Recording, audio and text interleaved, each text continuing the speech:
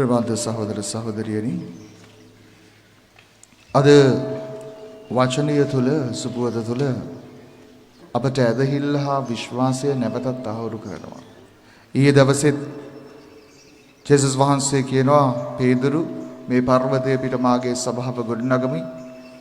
මරණයේ බලයටවත් ඒ පරාජය කරන්නට බෑ කියලා ස්ථීරතර වූ පදනමක් ඇදහිල්ල තුළ උන්වහන්සේව ක්‍රිස්තුවරයාණන් බවත් උන්වහන්සේව දෙවියන් වහන්සේගේ පුත්‍රයා බවත් අදහා ගන්නට කියලා පේදුරුට ප්‍රකාශයක් පේදුරුගේ ප්‍රකාශනයෙන් පස්සේ ජේසුස් වහන්සේ කියනවා.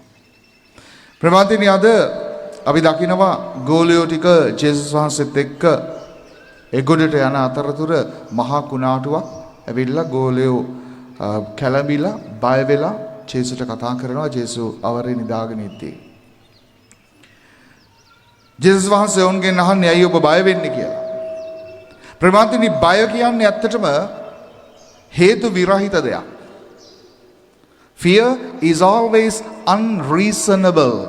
ඒ කියන්නේ බය කියන කාරණාව අපේ ජීවිතයට ආවම අපේ ජීවිතේ අපිට එතනින් එහාට දෙයක් වෙන්නේ නැහැ.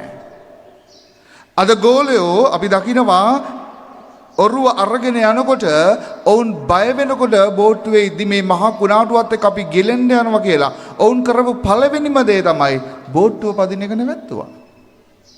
බයයි. එතනින් එහාට පදින්න බයයි. බය අපේ ජීවිතය එක තැනක නවත්තනවා. අපි බය වුණාම අපි දේවල් කරන එක නවත්තනවා.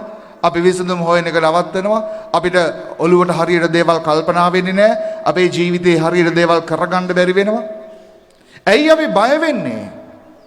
ජෝම්තුමා එතුමාගේ හසුනේ පළවෙනි හසුනේ 4 වෙනි පරිච්ඡේදයේ 19 වෙනි වගන්තියේ කියනවා perfect love cast out all fears.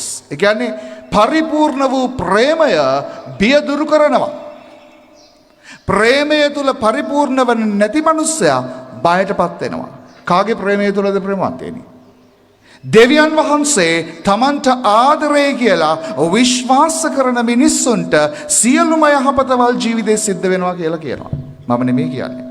රෝමවරුන්ගේ ලිපියේ 5 වෙනි පරිච්ඡේද 28 වෙනි වගන්තියේ ශුද්ධ පවුලතුමා හරිම ලස්සනට කියනවා ප්‍රමාදේ. All good things will happen to people who believe God loves them.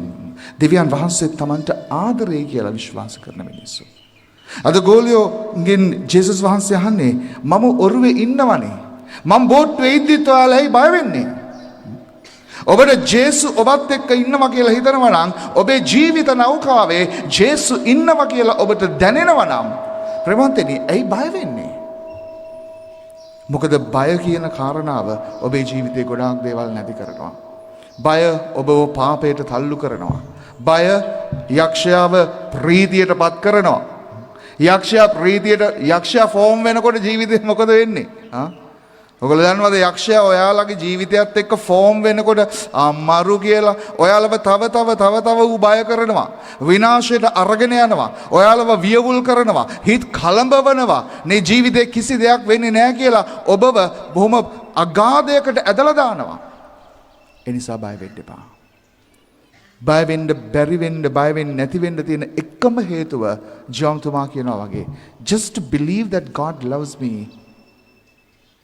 ඔබ දෙවියන් වහන්සේ මට ආදරේ කියලා විශ්වාස කරන එක විතරමයි. ඒ නිසා අද ඔබ මේ යාගයට ඔප්පු වෙනකොට ඔබේ ලායට අත තියාගෙන මේ පුදන මොහොතේදී ඔබ කියන්න ජේසුනි මන් දන්නවා හැම දෙයකටම වඩා ඔබ වහන්සේ හැම කෙනාටම වඩා ඔබ වහන්සේ මට ගොඩාක් ආදරේ කියලා.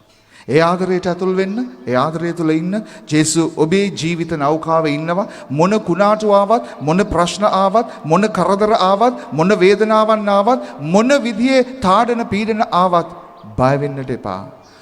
ඔබව විනාශ වෙන්නට ජේසු ඉඩ දෙන්නෙම නැහැ. ආමෙන්.